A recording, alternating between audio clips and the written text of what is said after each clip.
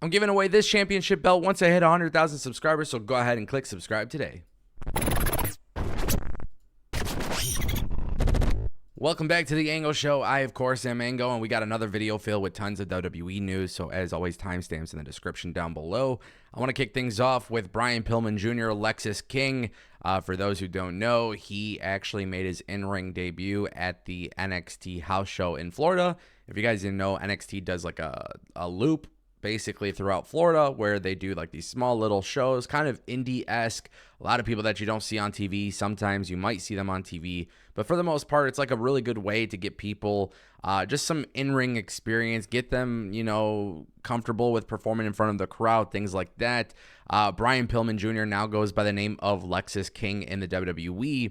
We've been seeing vignettes. We've heard that incredible promo this past week on Tuesday, and now they actually got him in the ring. He actually won his debut match against Brooks Jensen. This happened in Largo, Florida last night.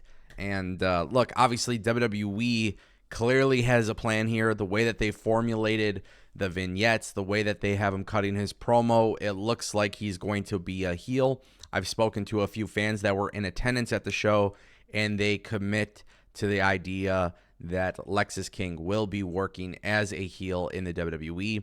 Obviously, things can always change until he formally debuts on television, but the idea here, based on his promo, based on his in-ring action at the house show, he is going to be working as a heel, which I find very interesting. I find very fascinating because of the fact that the easy route would be, I'm a babyface, I'm the son of Brian Pillman Jr., and instead, what WWE is going to be giving us, and what they've already shown us, is that Lexis King has this name change and has this character change because of the fact that he doesn't want to be associated with his dad, which I think is great. And I like the fact that WWE is not necessarily hiding the fact that he is Brian Pillman Jr., because I feel like that was something I expected WWE to do, but it was very clear, very evident from the vignettes that he was, in fact, Brian Pillman Jr.'s son. Now, look, AEW had him. They used him a couple times. They really didn't do much with him, and I always believed he had potential. And a lot of people are going to sit here and say, well, his in-ring ability isn't that great. But that's what the Performance Center is for. That's what WWE is for. WWE has their own system. Some people fit that system better, and WWE has a really good track record with second and third generation wrestlers. So I almost feel like it's just a no-brainer to utilize him, work on his craft, help him develop, and take him somewhere far. And the cool thing is, with Brian Pillman Jr. coming to NXT and working NXT first, it's a little bit of a different scenario from Jade Cargill, because Jade Cargill is the fastest rising star in pro wrestling.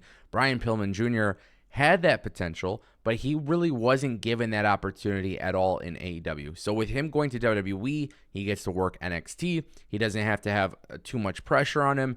And now the cool thing is, when he really gets settled in and comfortable, I'm going to look at several stars in NXT who are ready for call-ups. You can have Lexis King kind of take that spot and assume that spot, which could inevitably lead to a North American Championship reign or a NXT Championship reign or whatever it may be, which I think is a good thing.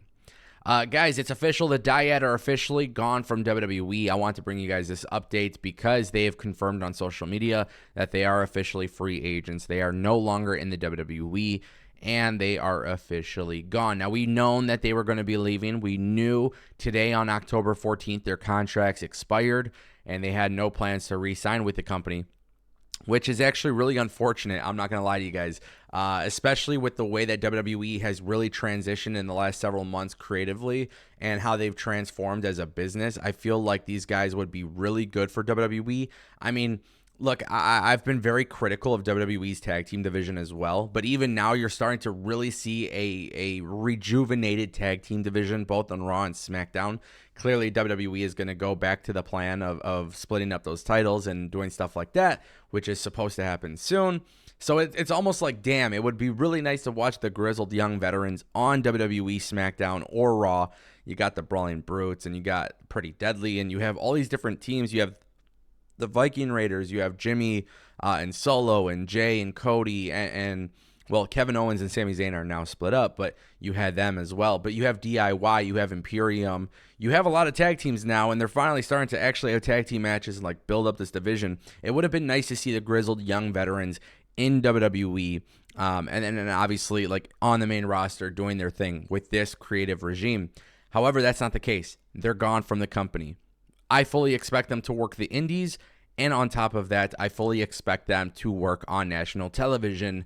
And I really do think, this is speculation on my part based on where I think they fit, but I could definitely see the grizzled young veterans coming into AEW, and I feel like they would be a very unique addition to the division, because with AEW, you got FTR and you got so many different tag teams, and their tag team division is actually kind of falling apart in terms of booking. A lot of people have noticed that the booking it hasn't been that great around surrounding the tag team division. But I feel like they would be a legitimate tag team that if they were to come in, it would help balance things out, help make things better. But I think from the in-ring perspective, these guys would fit very well in AEW. I also do want to point out it would be very fun to watch them in Impact. It would be very, very fun to see what they do in Impact. And they can always do something like Subculture where they come in for like a limited time. Doesn't have to be like a full-time thing. But I like these guys. They're very, very talented. I wish they would have stayed with WWE, mainly because I feel like WWE's tag team division could benefit from them. However, I could never be mad by them leaving. Obviously, they're doing what feels best for them, and that's what matters. What is the real reason that Vince McMahon is not doing creative? Well, guys, this is the man right here who is responsible for it. According to Sports Illustrated, multiple contacts within WWE and UFC have confirmed that Ari Emanuel, who wields power as the Endeavor CEO, is behind the change. Emanuel has been a firm believer in order for an organization to be as effective as possible, people need to do the job they are assigned. In this case, the approach that empowered Levesque to exert his full influence that approach has empowered Levesque to exert his full influence in company's creative sphere. Ari Emanuel is Vince McMahon's boss. I've been saying this for a long time, and I said, listen, I don't know what it's going to be like with Vince McMahon back, but now we know he has a boss. You guys could watch my videos from months ago. These were things that we were saying. And sure enough, his boss believes that Triple H should be taking full creative control. And the WWE product, again, is benefiting greatly from it. And the WWE morale is benefiting greatly from it. And Ari Emanuel could be the greatest thing that ever happened to the WWE. Whether you guys want to admit it or whether you guys are in that mindset to believe that it is possible, something that Vince McMahon isn't creatively influenced in could be something special. This is that thing. Obviously, Ari Emanuel made that decision because he understands the WWE business and he needs to have somebody there that is consistent. And I think with Vince McMahon being chairman, that is fantastic. And Vince McMahon will be a very, very good, in terms of overall business, he will be a good business partner in terms of making decisions for the growth of the business. But at the same time, too, he is the chairman. And Ari Emanuel wants the WWE product creatively to be written by Triple H. And that's why he also has Nick Khan as CEO. And I think this is the formula that works. And again, Vince McMahon could be involved. We don't have to like it, but he's involved. But he doesn't have to be involved in creative, and that's the right decision. 1,000% I stand firm with that. Triple H's WWE is better than Vince McMahon's WWE. I think Ari Emanuel understands that, and I think all the fans clearly understand that. And it's going to be very interesting to see how things unfold, just like this 100,000 subscriber giveaway when I give away this championship belt.